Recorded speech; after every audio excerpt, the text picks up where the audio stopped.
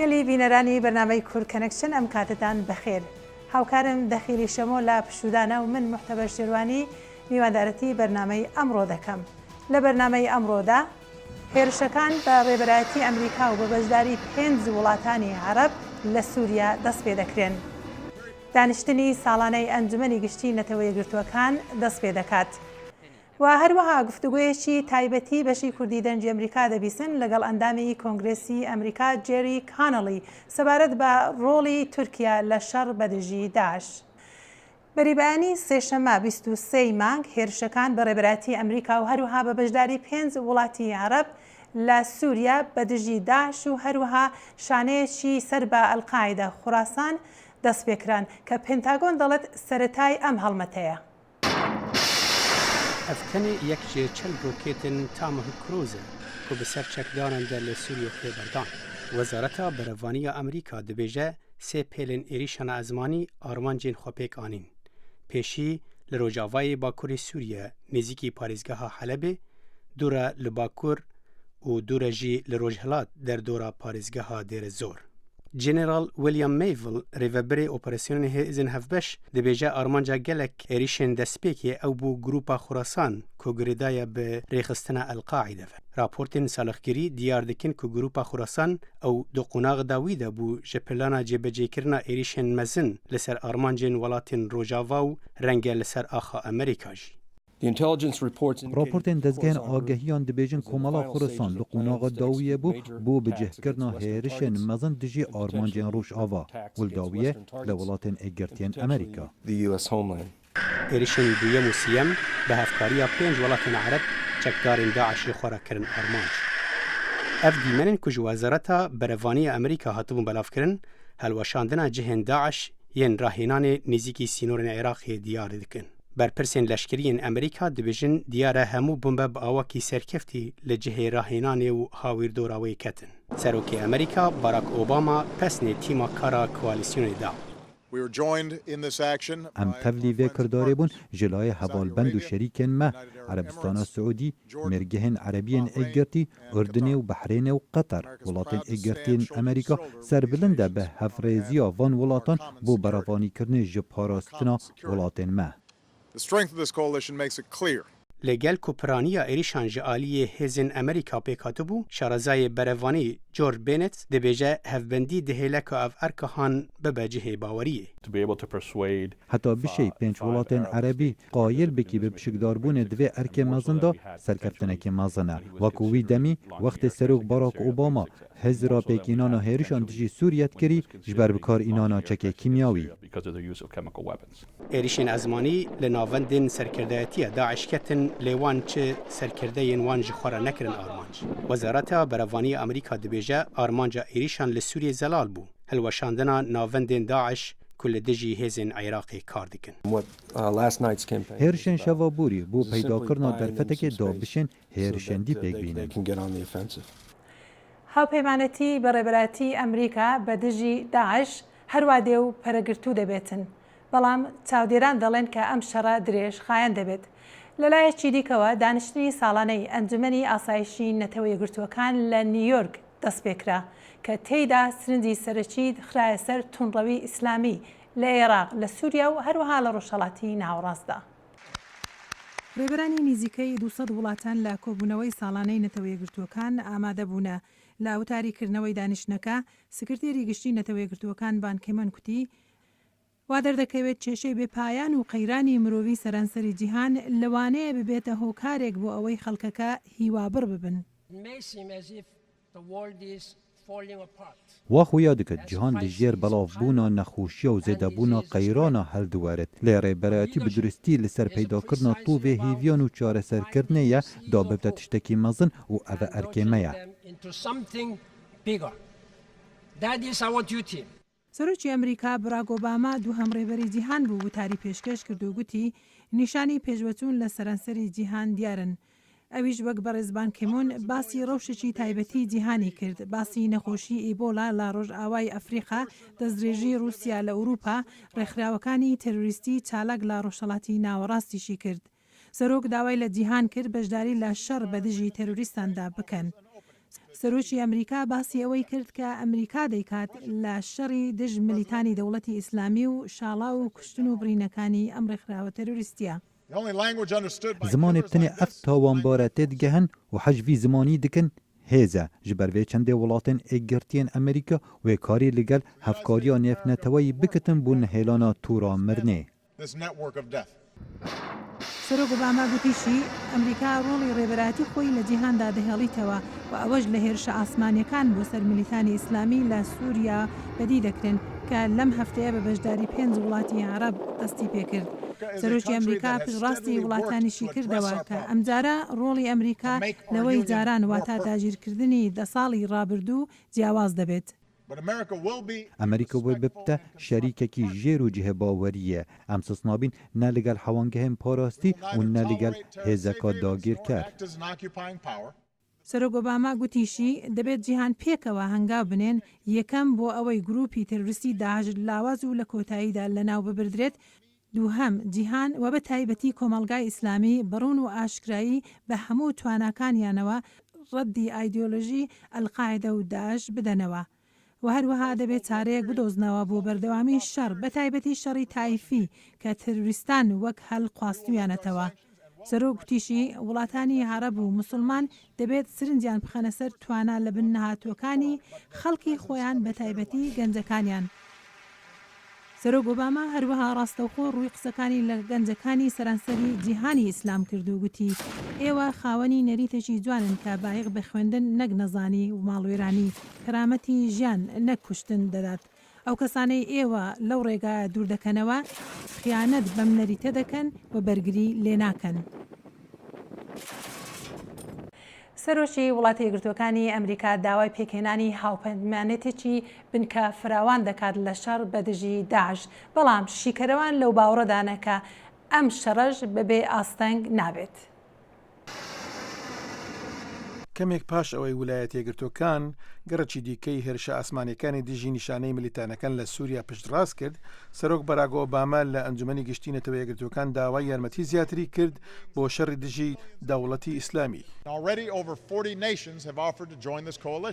لە ئێستادا زیاتر لە 40 وڵات پێشنیاری بەشداریکردن لەو هاوبەندیەیان کردووە. ئەمڕۆ داوا لە جیهان دەکەم بەشداری لەو هەوڵەدا بکات. دانگازوێری ئەنستیتوی ڕۆژهەڵاتی نێوەڕاست دەڵێت بەڵام هاوکاتی ئەوەی هاوبەندی نێونەتەوەیی گوڕوتین بەخۆیەوە دەبێنێت لە کۆشەکەیدا بۆ شکستدادنی ملیتانەکان لە عێراق و سووریا ئەو پرسیارە دێتە گۆڕێ هەنگاوی داهاتوو چی دەبێت یاخۆ چی دیکە بکرێت. دەبێت ئەو پرسیارە وەڵام بدەیەوە کە دوایی چی دەبێت، چی ڕووی دەدات کاتێک دەوڵەتی ئیسلامی عێراق و شام شکست دەدەیت، چێ دەسەڵات بەسەر هەریمەکەدا دەبێت کە ڕزگاری هاتووە. ئەو دەڵێت ئەگەر هاوپەیمانی بەڕێوەبەرایەتی ویلایەتە یەکگرتووەکان نەتوانێت وەڵامی ئەو پرسیارە بداتەوە کە پاش ئەوە چی بکرێت، ئەوە یەکێکی دیکە لە بری ئەو وەڵام بداتەوە. دەکرێت چاوەڕوانی بکەیت تونڕەوان لە شوێنێک ڕابێن ئەوانەی دەتوانن وەڵامی ئەو پرسیارە بدەنەوە کەوا بێت بەڕاستی گرینگە کە ئەمریکا بیر لەوە بکاتەوە دوایی چی دێتە پێش. میشێل دۆن شارەزای خۆرهەڵاتی نێوەڕاست دەڵێت سەختیەکی دیکەی کەوا ڕەنگە لە شەڕی دژی ملیتانە ئیسلامیەکان بێتەکایەوە ئەوەیە ئەو گرژیانەی کە لە مێژە لە نێوان هەندی ئەندامانی هاوبەندیەکە هەن ڕەنگە ببتەمایی بەرپابوونی ناکۆچی لە نێوان ئەندامانی هاوپەیمانی نێونەتەوەیی. بەڵام لەم کاتەدا ئەوان هێندێک لەو جیاوازیانیان وەلا ناون. نمونونەکەشی عەرەبستانی سعودی و قەتەرن و هەموو لایەنێک پێکەوە کار دەکەن، بەڵام سەخت دەبێت بتوانن بۆ ماوەیەکی درێژخایەن لەسەری بەردەوام بن. But that will be challenging to sustain over the longer term.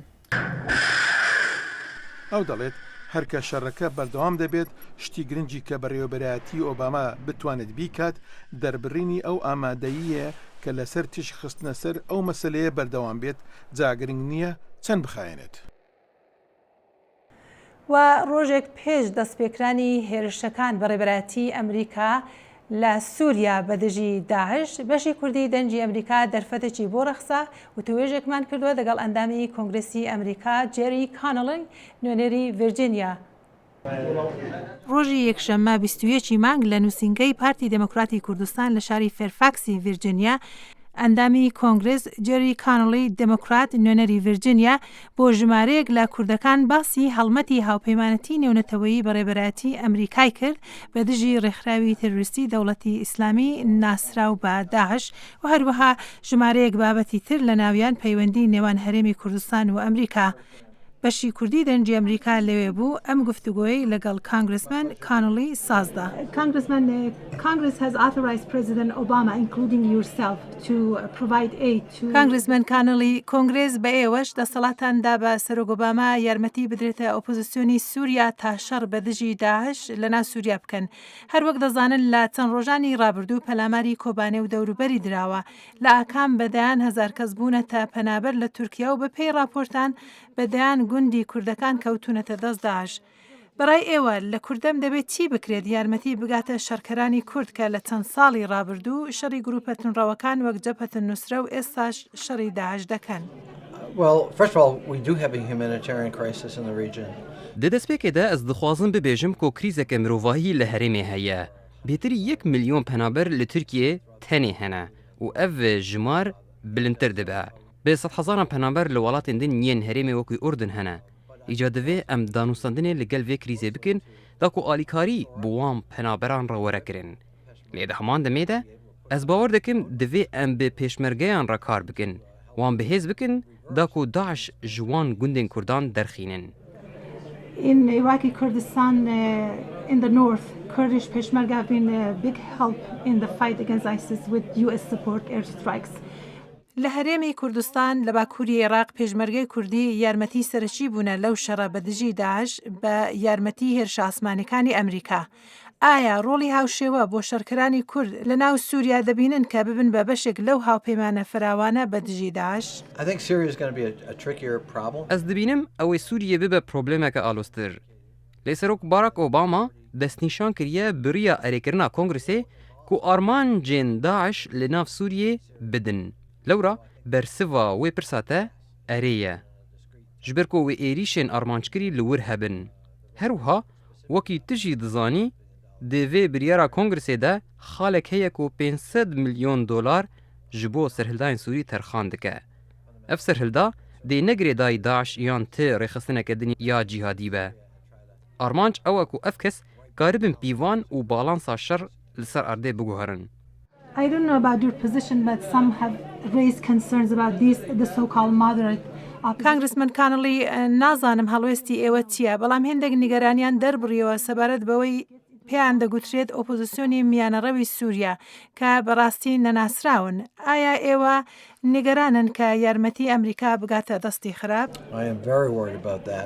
Ez gelekî xembarım derbarê vê mijarê. Di hemû civînên guhdarîkirinê de li Kongres ez dipirsim em ê çawa karibin wan kesên ku kumên reş li xwe dikin ji kesên ku kumên spî li xwe dikin cuda bikin.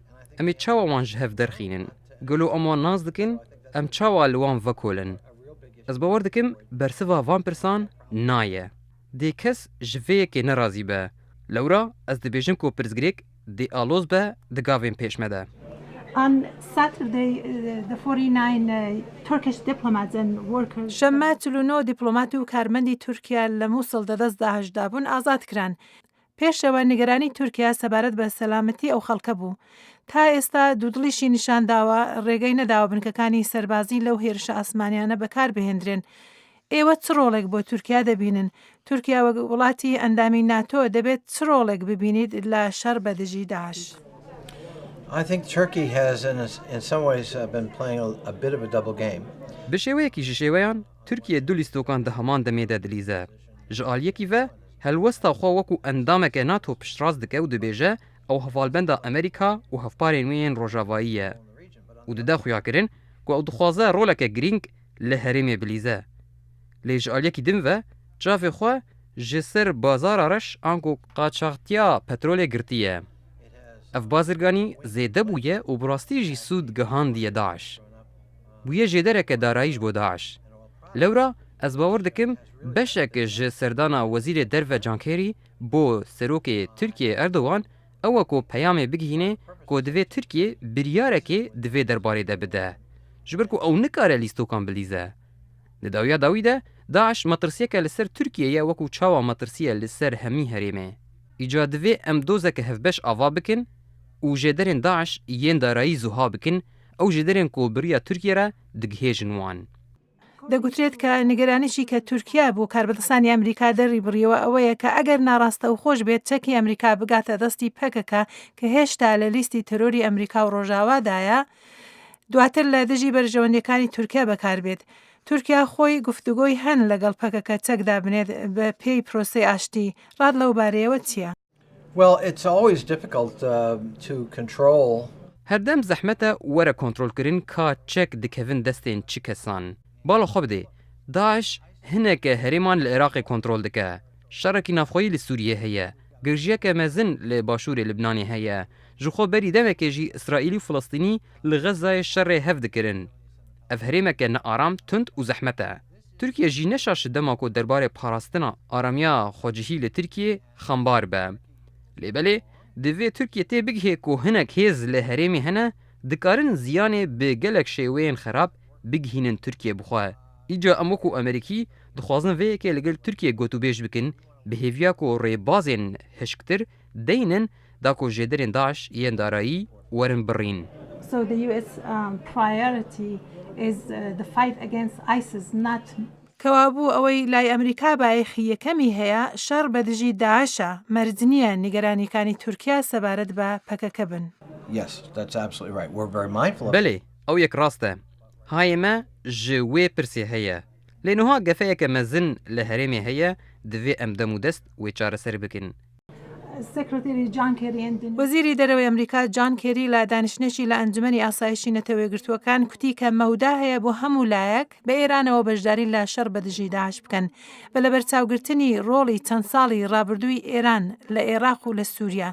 باشە ئێران دەتوانێت چ ڕۆڵەکی بنیاد نەربنێت لە شەڕ بە دژی داعش و بە لەبەرچاوگرتنی ئەوەی کە هێشتا گفتوگۆکان لەسەر پرۆگرامی مشتومڕ لەسەری ناوکی ئێران بەردەوامن.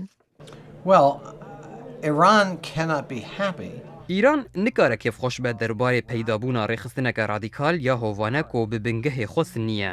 ئەف ڕێخستن ji hemû rêxistinên dinên terorîst li seranserî cîhanê bêtir çek û pere û alavên şer hene. Vêca İran wekû rejîmek li ser bingeha teokratiya şîî bi vê rewşê nedilxweş e. Niha be jî yan pişt re be dê ji berjewendiya İranê bixwe be ku li dijî Daeş kar bike. Tevî wiha ez nabînim ku karekî hevbeş di navbera Amerîka û İranê de hebe. Lê dibe ku kiryarên her du welatan li ser heman xetê be lê bi awayekî cuda.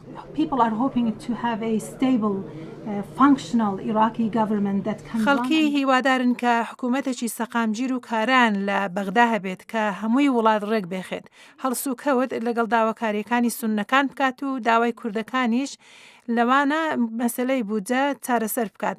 ئایا حکوومەتی عێراق دەتوانێت ئەو کارە بکات؟ ئایا ئەمریکا دەتوانێت گوشار بخاتە سەر بەغدا؟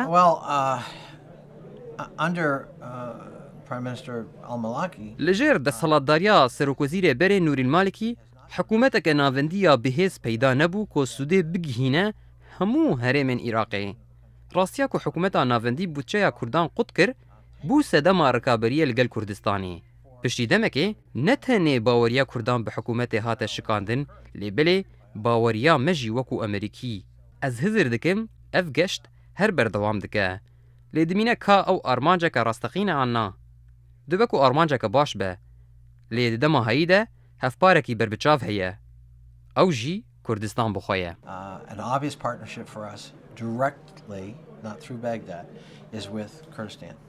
Thank you so much, Congressman Connolly, for your time and for this interview. My pleasure. Thank you so much. ژمارەیەکی زۆر شەڕکەرانی بێگانە چوونەتە ناو عێراق و سووریا. مەزەندە دەکرێت ژمارەیان 15,000 کەس و ئی 81 وڵاتان بن. پرسیاری سەرشتی ئەوەیە چۆنە کە شەڕکەرانی بێگانە ڕوویان دەم وڵاتانە کردو و مەبەستیان چییە؟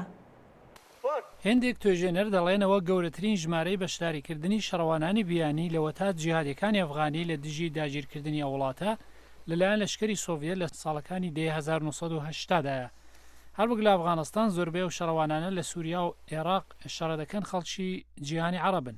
بەڵام ئەمجارە چەندین هەزار لەو شەڕەوانانە خاوەنی پاسپۆرتی ڕۆژداوین لە نێوێندا یەکێتی ئەوروپا، ئەمریکا، کانەدا، ئوسترالیا و نیوزیلند.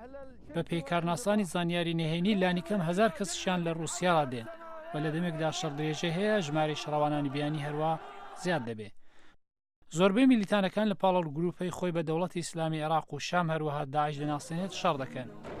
کۆمپانیی زانیاری نهێنی بنکە لە شاری نیویۆرک ناسراو بە گروپی سۆڤان دەڵێت هەریمەکە بۆتە شوێنێکی پەروەردەکردنی وەچەیەکی نوێ لە تێرۆریستان کە لە سنوورەکانی نزیک ڕۆژاوا گەشە دەکەن و لە سەرکەوتوویدان.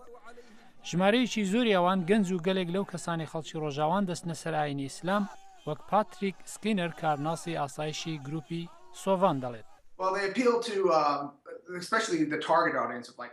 ئەوانە کار لەسەر گەنجانی تەمەن 15 بۆ 25 ساڵ دەکەن و بە تایبەتیش کوڕان لە ڕۆژاوا وەهایان کردووە جیهاد وەک یاریەکی ڤیددیۆیی بێ دیمەنە ترسناکەکانی تێرۆریستان نیشان نادەن تەقینەوەکان وەک فیلمەکانی هۆلیوود دەخەنە ڕوو. هێندێک لەوان لەگەڵ گرفت و نەهامەتی خۆیان ڕوبەڕوونە. بێزارن هەست بەبوونی پەیوەندی ناکەن لەگەڵ کۆمەڵگادا دەوڵەتی ئیسلامی ڕێک هەستی بۆ بۆشاییە کردووە. وەک پاتریک دەڵێ هێندێک لەوان هەز دەکەن کە مسلمانان خراونەتە بەر ئازاردان. دەیانەوێت شەڕ بۆ پشتیوانی سونە بکەن ئەو مسلمانانەی لەلایەن ڕژەمەکەی بەشار ئەسەدەوە سەرکوت کراون و ئێستا ڕۆژاواشی هاتوۆتە سەر. هیتریش کەسانی دەمارگرژن کە توندوتیژی سەرنجیا ڕادەکێشێت وە کارناسی تێرۆریزم برایان جنکێز دەڵێت. بڵاوکردنەوەی ئەم دیمەنانەی توندوتیژی ئاماژەن بەوەی ئەوانە تەنها نایەنەوێت دژەبەرەکانیان بتۆقێنن بەڵکو داوایەکە لە خەڵکی تریش لەوانەی دایانەوێت لەو جۆرە ڕەفتارانەدا بەشدار بن. هەروەها ئەو جەخت دەخاتە سەر نیگەرانی سەبارەت بەوەی کە ئەو پیا و هێندێک ئافرەتیش کە بۆی هەیە سەردەمێک لە شەڕ بێنە دەرێت چی بکەن دوای ئەوەی تووشی کارتێکردنی تونڕەوی جیهادی بوونە. وڵاتانی ڕۆژاوە بە تایبەتی ئەوروپا بۆ چوونی جیاوازیان سەبارەت بەوە هەیە کەوت جیهادی نوێیانە بۆی هەیە کردارەکانی تیرۆریستی لە سەرخاشی خۆیان بەڕێوە برن وەک هۆرهێ بێنێتێس کارناسێکی ناتۆ بە شیاسایش لە ئەنجومەنی ئاتلانتیک دەڵێت. دڕندایەتی ئەو شتانی فێری دەبن لەسەر بڕینەوە بۆ لە خارجدان نیگەرانی سەبارەت بە گەڕانەوەی ئەو جۆرە کەسانی بە دوای خۆی داهێناوە بۆ ئەوروپا چونکە کە دەگەڕێنەوە ئەم جۆرە ڕقوچینە و توندڕەوی و توندوتیژیانە دەگوێزنەوە بۆ ئەوروپا. ئەو مەسەلەیە کە تێرۆریستان کەسانی نوێی بیانی بۆ ڕزی خۆیان لە شەڕ لە خۆرهەڵاتی نێوەڕاستدا وەردەگرن وای کردو سەرۆک ئۆباما سەرپەرستی کۆبوونەوەیکی ساڵانەی ئەنجومەنی ئاسایشی نەتەوە یەکگرتوەکان بکات بۆ ئەوەی تاوتوی ڕاگررتنی ئەو هەڕەشەیەی لە زیادبوونی جیهانیدا بکەن. لە دانیشتنەکی تایبەتی نەتەوە یەکگرتوەکاندا کە سەرۆکی ئەمریکا بەراک ئۆباما بەڕێوەی دەبرد هەموو ئەندامەکان یەکدەنگ بڕیاریاندا کە ڕێگە بگیرێتن ئەوەی کە شەڕکەرانی بێگانە بپەڕنەوە بۆ ڕۆژهەڵاتی ناوەڕاست و هەروەها بەشداری لە گروپە تونڕەوەکان و کارە تەروریستیەکاندا بکەن. Civata Tanahiyê roja çarşembî êkdeng biryar da daşwelatan bixwazit ku hevalatî xwe agadar bikin ku dê tawankarî bid heke ew ji welatê derkevin bo pêşekdariyê di şerê digel milîtanan da yan jî bo wî karî kesetnî wergirin. Serok Obama got li salê vê dawiyê pitir ji 15,000 şerkerê biyanî jê pitir ji 8 welatan çoyne Sûriya û got ev terorîstê kêşeya tundtir dikin و دبنا گفت دم و دست لسر ولاتن دن. لوی هجداری دا که او بریار ابتنی بس نابت با اشکاندنا دولت اسلامی و جهادین دن. گوتن نرم و نیتن باش و ایریشن تروریستی رانوستی دوی تشتین کلوبر دنه گوتن و کریار او دو تمام بکن. دوی جهان میا هفره گردایی ده کریارن هفبش ین ولاتان به آوایی که بربچاو و سال اندو درج بدومه بدوینه دوی ام همی لدیجی وان تروریستان بسکنن که تخوبان ماس ناکن و هاوتیا به سینورژی دکن. It is this: terrorists crossing borders and threatening to unleash unspeakable violence. رئیس اوباما لدسپیکا گوتارا خو پشتوانیا خو با فرانسه دیار کرد پشتی کو جهادی سرب کمال داعش و لجزائر حوالات که و رواندی و سرجه کری. به آلیه که دن وزارت خزینه امریکی روژا چهارشنبه راگهاند ده طولا لسر 11 کسان و رخصتیه که خیرخواست داند اجبر که آلیکاری کربون شرکرت بیانی بگهنه کمال تروریت اسلامی جوان کمال دولت اسلامی بروک نصره و جماعة اسلامیه یا سرب القاعده لباشور روشالات آسیا.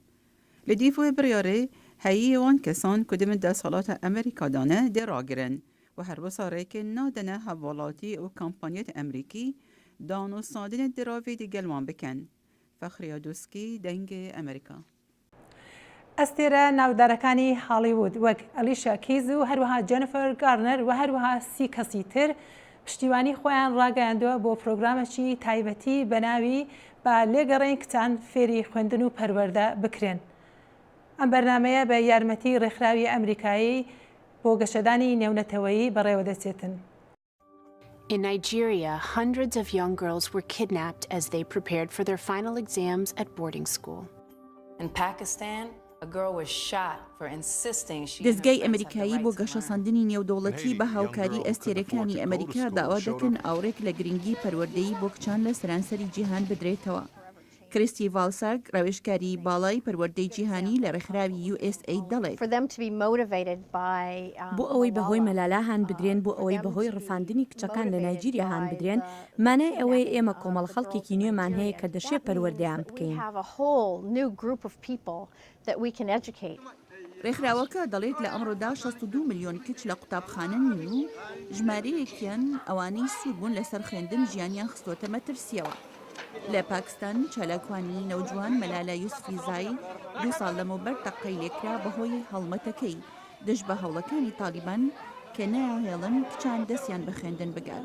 لە 12 سپتەمبەر دەسەڵاتدارانی پاکستان 12 کەسیان دەستگیر کرد کە لەو باوەڕەدان بەرپرسیار بن. هاوکات لە نایجیریا سەدەها کچانی قوتابخانە هێشتا دیار نین دوای ئەوەی لەلایەن میلیشیەکانی ئیسلامی گروپی بۆکۆ حەرام ڕفێنرابوون کە ناوەکەیان بە جۆرەی زمانی خۆیان مانای پەروەردەیی خۆرئاوایی گوناحە. سۆرۆس کاوەلیا کارمەند لە دەستگای ماندێڵا دەڵێت خوێندن فاکتەرێکی گرنگە بۆ گەیاندنی هەر کەسێک بۆ ئەو پەڕی هێزوو توانایی.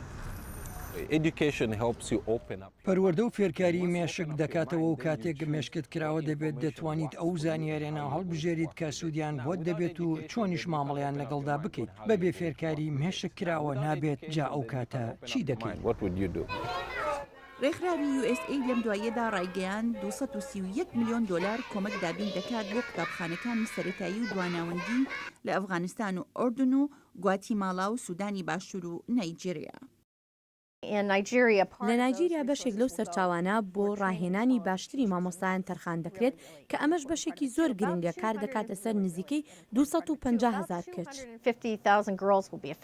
لەم دەمەی بەرەو پێشچوون زۆر بەدەست هاتووە بە گشتی لە دەستگەیشتنی منداڵان بە قوتابخانە لە راپۆرتێکی ئەم دواییەی بانکی جیهانی دەرکەوتووە کە لە ژمارەی وڵاتان بەلایەن کەم لە 70% قوتابیانی پۆلی 2-3 سەرەتایی ناتوانن ڕستەیەکی ئاسان بخوێننەوە. کریستی ڤالساگ دەڵێت ڕێکخراوەکان سیستەمێکی نوێی بۆ هەڵسەنگاندنی خوێندکاران بەکاردێنێن. من لە پاکستان بووم بینیم مناڵان تاقیکردنەوەیان ئەنجام دەدا کە دەخولک بوو و زۆر بە خێرایی تواناکانیانی بۆ دۆزینەوەی پیتەکان هەڵدەسەنگان بۆ نووسین و وتنی ناوەکانیان.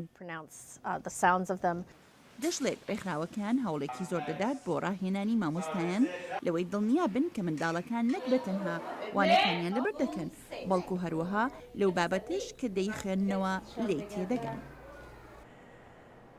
گەلی بینەرانی بەرنامەی کورد کەنێکشن بەم جۆرە گەشتینە کۆتایی بەرنامە سپاسان دەکەم کە دەگەڵماندا بوون. من محتەبەر شێروانی داواتان لێ دەکەم هەروەها سەردانی ماڵپەڕەکانی بەشی کوردی دەنگی ئەمریکا بکەن دەنگی ئەمریکا.com دەنگی ئەمریکا.com هەر شاد بن.